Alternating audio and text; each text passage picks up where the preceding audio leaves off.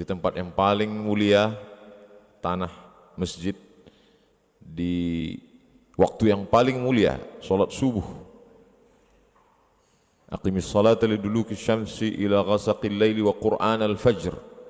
Allah tidak menyebut yang lain sebagai Quran Fajr, tapi disebut Allah salat subuh karena ayat yang paling panjang dibaca dalam salat adalah Quran al-Fajr, salat yang paling panjang bacaan ayat Al-Qur'annya di waktu subuh. Dan hari ini Allah Ta'ala memilih untuk mengawali kemuliaan, dan hari Jumat pula kemuliaan itu diakhiri dengan berakhirnya kiamat pada hari Jumat. Sampai-sampai hari Jumat dijadikan sebagai tempat berkirimnya salawat ke makam Rasulullah SAW. Ketika itu Nabi bertanya, sahabat bertanya kepada Rasulullah SAW, kaifa salatuna ma'rudatun alaika wa qad arimta. Bagaimana mungkin salawat kami dibawa ke makammu padahal engkau sudah hancur berkeping. Lalu kemudian Nabi menjawab, innallaha harramal arda ajsadal anbiya. Allah mengharamkan tanah memakan jasad para nabi. Mudah-mudahan silaturahim kita ini membuat kita selalu istiqamah dalam iman dan Islam, dan bersama Rasulullah SAW dalam surga Jannatul Firdaus insyaallah. Pada kesempatan yang baik dan mulia ini ada beberapa hal yang ingin saya sampaikan. Yang pertama, seperti ayat yang dibacakan oleh imam kita tadi, innama amruhu idza arada syai'an ayyaqula lahu kun fayakun. Termasuklah pertemuan kita subuh ini adalah jadwal kun fayakun yang tidak terjadwal sebelumnya. Berapa banyak kita berkeinginan tapi Allah tidak ingin, maka tidak terjadi. Ana urid, huwa yurid, hiya turid, Allah fa'alul lima yurid. Tapi ketika Allah Ta'ala mau, yamsaskallahu bidurrim fala kashifa lahu iyyahu. Kalau engkau ditimpa suatu kesulitan, kesusahan, tidak ada yang bisa menyingkapkannya darimu kecuali Allah Subhanahu wa taala. Wa yuridka bi khairin fala radda li fadlih. Tapi kalau Allah ingin memberikan suatu kebaikan, tak pula ada yang bisa menolaknya, baik itu dari kalangan jin maupun manusia. Itu yang kita katakan setiap selesai salat, la mani'a lima a'taita wa la mu'tiya lima mana'ta. La mani'a, tidak ada satupun yang bisa menjadi penghalang atas apa yang engkau ingin berikan. Wa la mu'tiya, tidak pula ada yang bisa satupun yang memberikan atas apapun yang ditahan oleh Allah Subhanahu wa taala. Buktinya subuh ini, berapa banyak jadwal saya batal yang baleho bannernya sudah siap karena tidak dapat izin. Subuh ini bisa karena memang tidak pakai izin. Ustaz Abdul Somad ngapain datang? Salat Jumat. Sama seperti saya menyampaikan khutbah Jumat, tidak perlu izin. Makanya saya dibuat di atas mimbar salat Jumat. Kita memang tidak ada membuat baleho, takbir akbar dan selain, hanya sekedar pertemuan silaturahim di masjid, di rumah Allah Subhanahu wa taala. Poin pertama yang ingin saya sampaikan bahwa dalam hidup ini banyak sekali hal-hal yang diberikan Allah Subhanahu wa taala kepada kita, seperti yang diceritakan pada kisah Nabi Musa alaihissalam. Musa alaihissalam adalah contoh model kun fayakun. Ketika semua anak-anak dirazia yuzabbihuna abna'akum wa yastahyuna nisa'akum. Anak laki-laki semuanya sembelih. Tidak ada satu pun yang bisa terselamat dari penyembelihan Fir'aun. Razia yang dilakukan oleh penguasa terbesar dunia. Sampai-sampai satu dari 7 keajaiban dunia mengabadikan makam kubur tempat mumi mereka sampai hari ini. Sampai-sampai satu-satunya raja yang jenazahnya masih utuh hidup sampai saat ini masih ada di Tahrir Square Museum di samping Sungai Nil. Siapa saja adik-adik yang nanti pergi ke Mesir, silakan kalau mau bertemu dengan Fir'aun. Tidak terlalu sulit untuk mengurus surat izinnya, dapat visa, pergi ke Kairo, dari Kairo naik taksi ke Tahrir Square, sampai di sana masuk ke dalam, naik ke atas, ada satu ruang khusus untuk dia. Ketika saya sampai di depan pintu, bergetar badan saya mau masuk ke dalam karena melihat tiketnya mesti beli lagi. Ternyata tiket yang di bawah nggak cukup, sudah mahal, mau dipoto nggak boleh karena cahaya blitz boleh merusak, bisa merusak kulit mumi katanya, maka dibiarkan saja begitu. Nah, itu juga nanti maksudnya kita jangan foto pakai blitz. Mata anak kecil juga yakadul barqu yakhtafu absarahum, kilat akan menyambar mata. Kilat bisa menyambar mata anak kecil disebabkan blitz, merusak kornea mata. Lalu kemudian Allah Subhanahu wa taala ingin memberikan kun fayakunnya. Wa auhayna ila ummi Musa an ardi'ih. Wahai ibu Musa, susukan anakmu. Fa in khifti alaihi, kalau kau takut anakmu ini nanti akan disembelih oleh tentara Fir'aun, la takhafi, jangan kau takut. Wala tahzani, jangan kau sedih. Orang akan stres menghadapi perjalanan hidup ketika dua penyakit hinggap dalam dirinya, terlalu takut dan terlalu sedih. Ini penyakit orang sekarang. Terlalu takut nanti anak cucunya tidak makan, akhirnya dia korupsi. Terlalu takut nanti akan terjadi begini-begini, akhirnya dia curang dalam dagang bisnisnya. Terlalu takut dan kemudian terlalu sedih, akhirnya depresi, stres. Kalau langsung mati nggak apa-apa, ini setengah mati, menyusahkan orang hidup. Nauzubillah. Lalu kemudian Allah SWT mau menunjukkan kun fayakunnya. Lalu kemudian dihanyutkanlah anak kecil itu di sungai Nil. Kita tahu dari acara televisi parabola yang bercerita tentang hewan-hewan itu, katanya singa itu adalah sampai-sampai the Lion King, raja. Singa dianggap sebagai raja belantara hutan. Tapi ketika kita tonton di TV, singa tidak ada apa-apanya dibanding dengan kuda Nil. Betapa kuda Nil dengan enaknya saja menangkap kepala singa dan dicampakkannya. Ustaz tahu dari mana? Ada yang ngirim videonya ke saya. Sungai Nil yang dipenuhi dengan binatang buas yang luar biasa itu tidak dapat memudaratkan bayi kecil yang dihanyutkan Allah Subhanahu wa taala karena ada rencana skenario Allah Subhanahu wa taala. Yang menghanyutkannya seorang perempuan. Asbaha fuadu ummi Musa farigha. Setelah anak itu dia hanyutkan, hatinya kosong. Menurut ahli tafsir, hatinya kosong, tidak ada memikirkan apapun, yang ada hanya Musa saja dalam hatinya. Lalu kemudian anak yang dihanyutkan itu tahu di mana lokasi tempatnya. Bukan karena dipasang tidak dipasang alarm, tidak dipasang remote control, tapi ada seorang anak perempuan kakak Nabi Musa yang mengamati kemana ini akan hanyut, dan yang menyambutnya juga adalah seorang perempuan. Kenapa perempuan? Kenapa bukan laki-laki? Karena saat itu berhadapan dengan laki-laki yang gagah perkasa. Kalau yang melawannya juga laki-laki itu biasa, tapi ketika yang melawannya adalah perempuan, disitulah nampak kun fayakun Allah Subhanahu wa ta'ala.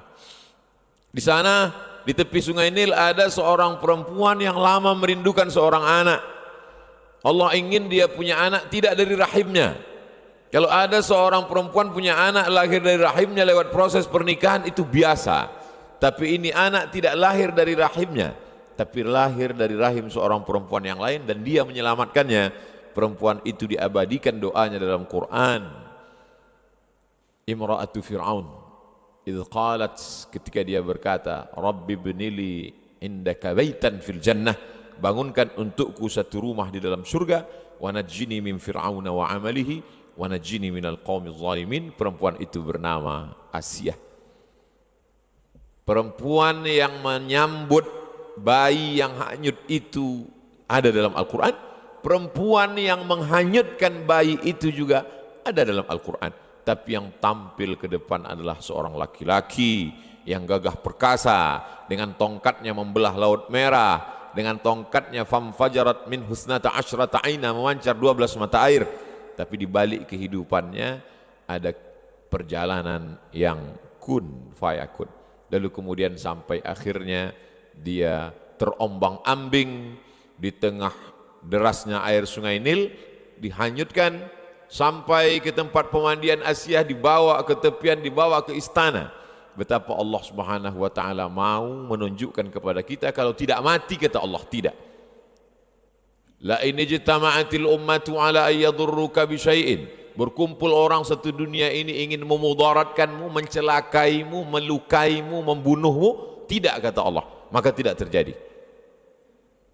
Berkumpul pula seluruh umat di dunia ini ala ayyam fa'uka bi syai'in, ingin memberikan manfaat, menolongmu, mengangkat derajatmu, kalau tidak, kata Allah, juga tidak akan terjadi. Rufi'atil aqlam, pena sudah diangkat, wajaffatis suhuf, kertas lembaran sudah kering. Contoh bahwa tulisan takdir sudah ditetapkan Allah Subhanahu wa taala.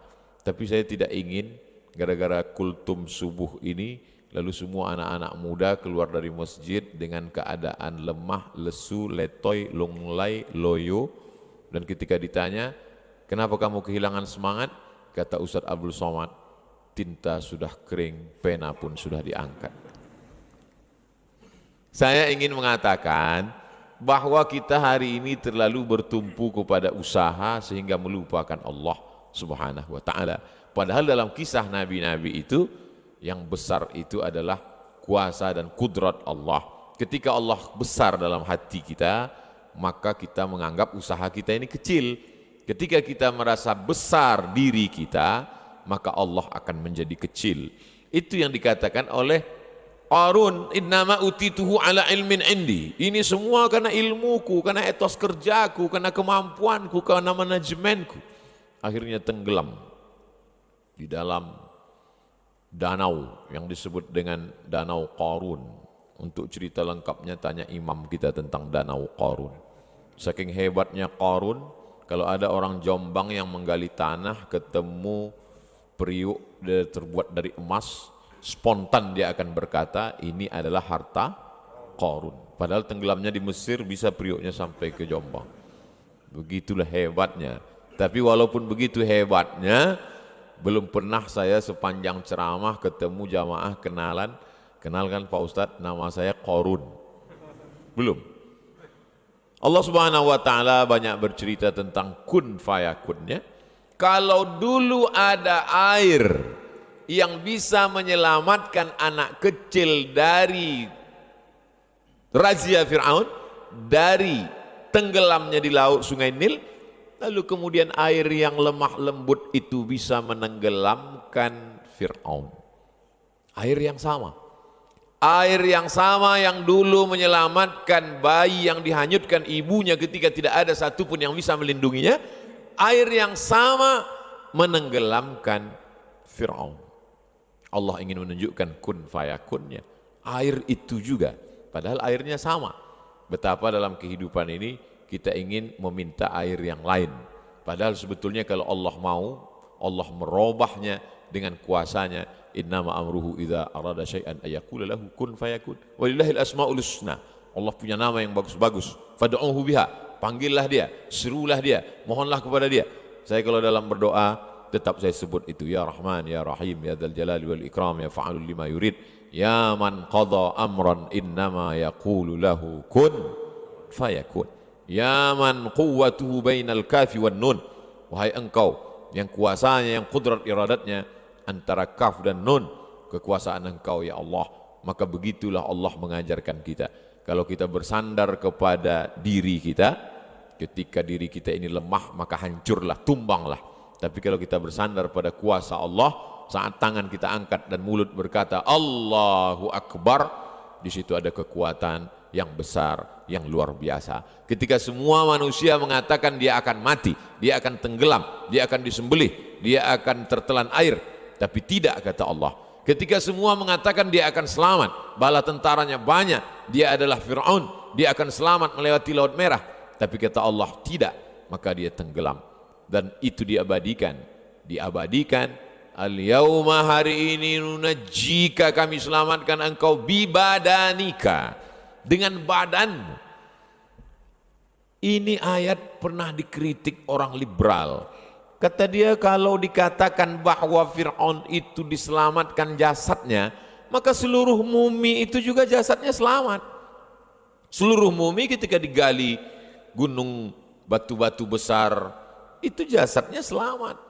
Lalu apa keistimewaan Fir'aun? Dari mana orang bisa membedakan ini Fir'aun yang mengejar Musa dengan ini Fir'aun yang dijadikan raja-raja mumi itu? Mana perbedaannya? Ternyata Allah ingin menunjukkan ketika ada seorang pakar mumi diperiksa, ternyata di dalam paru-paru satu mumi ini ditemukan garam. Garam tidak akan mungkin bisa masuk ke paru-paru kita, karena paru-paru itu hanya dipakai untuk bernafas. Makanya kalau ada orang minum sambil ngobrol dan mungkin masuk setetes dalam paru-parunya, dia akan tersedak dan bersin, dia akan terbatuk. Kenapa begitu? Karena paru-paru mesti bersih, tidak ada unsur apapun. Lalu kenapa satu mumi ini ketika diperiksa paru-parunya ada garam? Karena inilah orang yang garam masuk ke dalam paru-parunya. Kapan itu? Adrakahul gharaqu. Adrakahul gharaqu, ketika dia tenggelam di Laut Merah dan masuk garam itu ke dalam paru-parunya.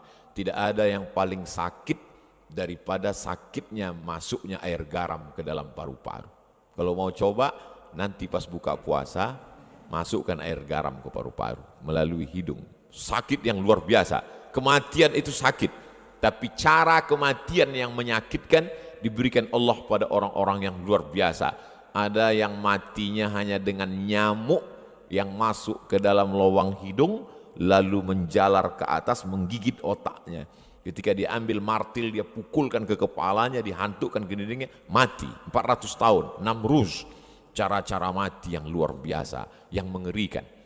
Maka ketika saya ceramahkan tentang nyamuk masuk ke otak, segera orang pulang beli anti nyamuk, takut masuk nyamuk ke otak. Padahal itu sebenarnya cara Allah. Allah ingin tunjukkan innama amruhu idza arada syai'an ayyaqula lahu kun fayakun.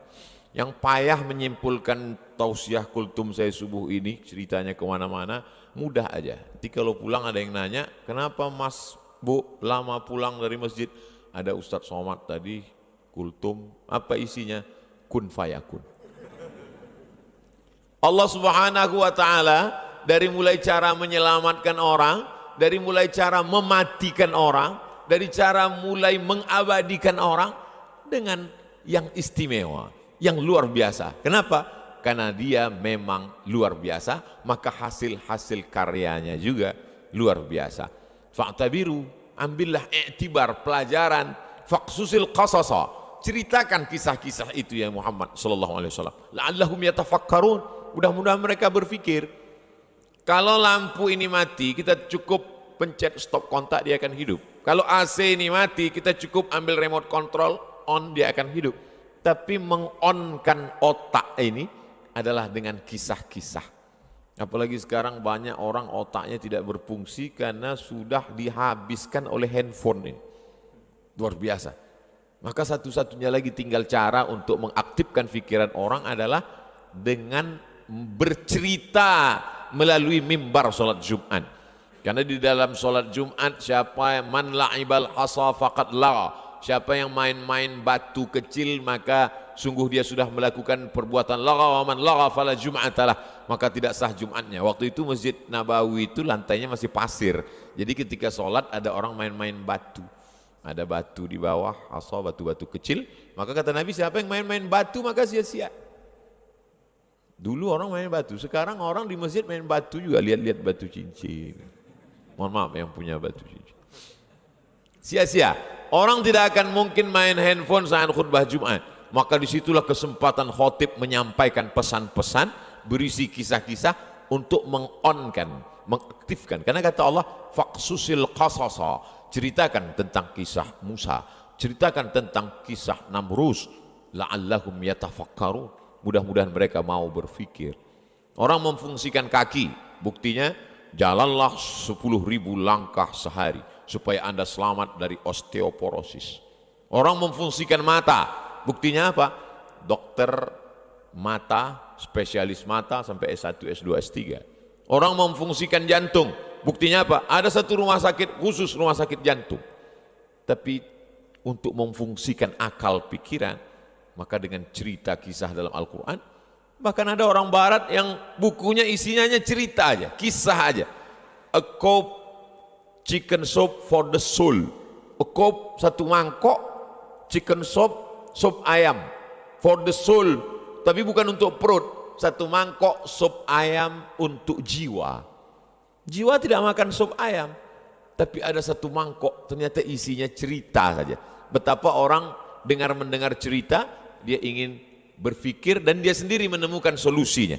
Saya menemukan buku itu ketika bongkar-bongkar lemari saat saya kelas 2 SMP Sanawiyah. Sampulnya warna hijau, tulisannya warna kuning. Baca, banyak kisah, cuman yang ingat hanya beberapa. Ada seorang guru, baca berita ada iklan penawaran NASA, Badan Antariksa Amerika, akan menyeleksi orang yang akan naik ke bulan.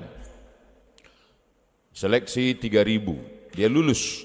Dari 3.000 orang menjadi 300. Dia lulus juga. Dari 300 menjadi 30. Dia lulus juga. Dari 30 hanya beberapa orang yang akan naik kapal bolak-balik antariksa naik ke bulan. Tidak lulus. Stres, depresi, malu, putus asa. Akhirnya dia nonton TV di rumah tentang keberangkatan pesawat bolak-balik akan ke bulan. Begitu dia tonton, makin stres, makin depresi. Andai aku berada di kapal itu, andai nama aku tertulis di koran, andai. Begitu pesawat itu mulai, dalam hitungan detik, 1, 2, 3, 4, belum sampai 1 menit, tiba-tiba pesawat itu meledak, meletup, hancur berkeping. Di saat itu juga dia berterima kasih kepada Tuhan, untung aku nggak lulus. Andai saja lulus di situ. Padahal berapa detik yang lalu dia berkata, mengapa aku tidak di sana? Mengapa aku tidak lulus? Belum lagi berakhir menit itu, di saat itu juga dia berkata, untung saja aku tidak lulus. Betapa kita menilai hidup ini menurut pandangan kita. Padahal ada yang lebih indah menurut rencana Allah Subhanahu wa taala, tapi dengan cara mengikuti kehendak Allah. Cerita saya ini jangan dipotong, saya tidak ingin juga ada adik-adik mahasiswa ketika ditanya sama bapaknya pulang, kamu udah selesai semester 8? Belum Pak. Kenapa? Ada hikmah-hikmah yang bisa kita petik dari perjalanan panjang ini. Cuman kita belum bisa menangkapnya karena hanya Allah, nanti akan ditunjukkan Allah di akhir zaman Pak. Saya takutnya bapaknya tidak ngamuk, dengan senyum dia katakan, betul yang kau katakan, maka dari semester 9 dan berikutnya kau carilah uang kuliah sendiri. Itu bisa kita katakan kalau kita sudah ikut aturan Allah semuanya. Dari A sampai Z kita sudah ikut, tiba-tiba terjadi di luar rencana kita, baru kita katakan ini adalah rencana Allah Subhanahu wa taala. Kun fayakun membuat kita menjadi kuat. Tidak ada putus asa bagi orang yang meyakini kun fayakun. Sekarang diundang motivator untuk ceramah ke hotel, membangkitkan semangat. Dihidupkanlah screen, matikan lampu, audio visual, semangat untuk membangkitkan. Tapi begitu acara selesai, lampu hidup, screen mati, semangat pun mati juga. Kenapa? Karena dia datangnya dari ekstern, dari luar. Tidak bisa. Semangat hidup bangkit dari dalam. Semangat hidup apa? Semangat hidup kun fayakun. Di saat tidak ada tempat bergantung, ibu adalah orang paling tempat bergantung. Tidak ada tempat bergantung selain ibu. Tapi di saat itu ibu pun menghanyutkan dia. Allah sedang ingin mengatakan tidak ada tempat bergantung bagi engkau wahai Musa kecuali hanya aku. Begitu juga yang dialami oleh Nabi Muhammad SAW. Ayahnya Abdullah meninggal, diasuh oleh ibunya Aminah meninggal, diasuh oleh kakeknya Abdul Muttalib meninggal, diasuh oleh pamannya Abu Talib pun meninggal, istrinya Khadijah meninggal juga. Anak-anak perempuannya semua meninggal. kecuali satu terakhir 6 bulan setelah itu barulah meninggal. Lalu kemudian apa tempat dia bergantung? Tak ada tempat bergantung. Dia berharap menganggap nanti orang Taif akan menolong. Berjalan kaki dia dari kota Makkah menuju Taif. Karena kalau dia naik onta, naik keledai, naik kuda, nanti dianggap dia akan pergi jauh, dia akan dibunuh. Dia jalan kaki 100 km sampai ke Taif. Orang Taif tidak menyambut dia dengan tala'al badru alaina. Orang Taif tidak menyambut dia pakai banner, baleho dan umbul-umbul. Mereka sambut dia dengan lemparan batu. Akhirnya dia mengadu ke balik bukit dan berkata, Ilahi, ilaika ashku dha'fa quwwati. Kepada engkau aku mengadukan kelemahanku wa qillata hilati. Ketidakberdayaanku wa hawani. Kehinaanku di tengah manusia. Anta rabbul mustad'afin. Engkaulah tempat aku berlindung ya Allah. Pada saat itulah baru Allah menunjukkan kun fayakunnya. Setelah perjalanan panjang, di akhir itu baru datang kun fayakun. Malakul jibal, malaikat jibal, malaikat penjaga segala bukit di dunia ini berkata, ya Muhammad sallallahu alaihi wasallam, tunjukkan mana gunung yang paling besar, Jabal Qu'ayqi'an dengan Jabal Abi Qubais. Tunjukkan, akan kutimpakan kepada mereka, rata mereka dengan tanah. Apa jawab Nabi? Asallah an yukhrij min aslabihim man ya'budullah wa la yusyrika bihi syai'a. Ya Allah, keluarkan dari tulang sulbi mereka anak cucu yang akan menyembah engkau, tidak mempersekutukan engkau dengan apapun. Penduduk Taif hari ini 100% muslim. Di saat kemarahan, di saat kekecewaan, di saat tidak ada tempat berharap, tapi Allah ingin memberikan kemuliaan, Allah berikan kun fayakun. Nabi menjawab kun fayakun itu dengan maaf. Maka disitulah letak kemuliaan Sayyidina wa maulana wa syafi'ina Muhammad sallallahu alaihi wasallam.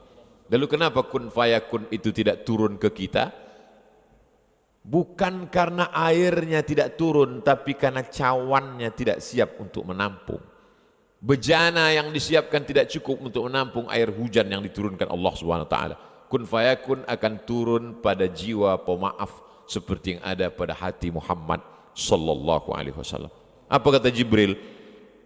Terompah kayu sendal yang diinjak Nabi itu berdarah dan darahnya hampir saja menetes ke tanah. Kata Jibril, kalau sampai darah kakimu itu menetes ke tanah, kuratakan dunia ini ya Muhammad. Nabi membersihkan darah itu agar tidak menetes ke tanah. Andailah datang malaikat Jibril berkata kepada Abdul Somad, andai darah itu menetes ke tanah, akan kumatikan semua hatersmu Abdul Somad. Langsung saya injakkan kaki saya itu ke tanah.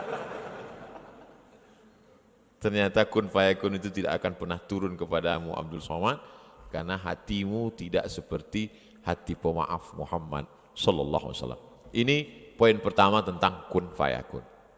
Nah, kita tidak mau ini hanya sebatas teori. Bagaimana menurunkan kun fayakun yang ada pada Musa, pada Ibrahim, pada Muhammad alaihi wassalatu wassalam ini kepada generasi sekarang? Maka kita perlu mentransfer itu ke umat yang ada sekarang. Alhamdulillah, saya lihat masjid ini luar biasa cantik indah, tapi apa kata Syekhna Ustadz Abdul Somad, di sini ada 20 anak selevel SMA yang boarding belajar Al-Quran tahfiz ilmu keislaman. Yang SMP tidak boarding tapi full day, maksudnya penuh satu hari, malamnya enggak di sini lagi. Inilah cara kita untuk mengembalikan lagi kun fayakun yang pernah ada mampir di dalam hati Musa, yang pernah bersemayam di dalam hati Ibrahim, kita tarik lagi ke hati umat yang ada sekarang melalui lewat pendidikan Islam.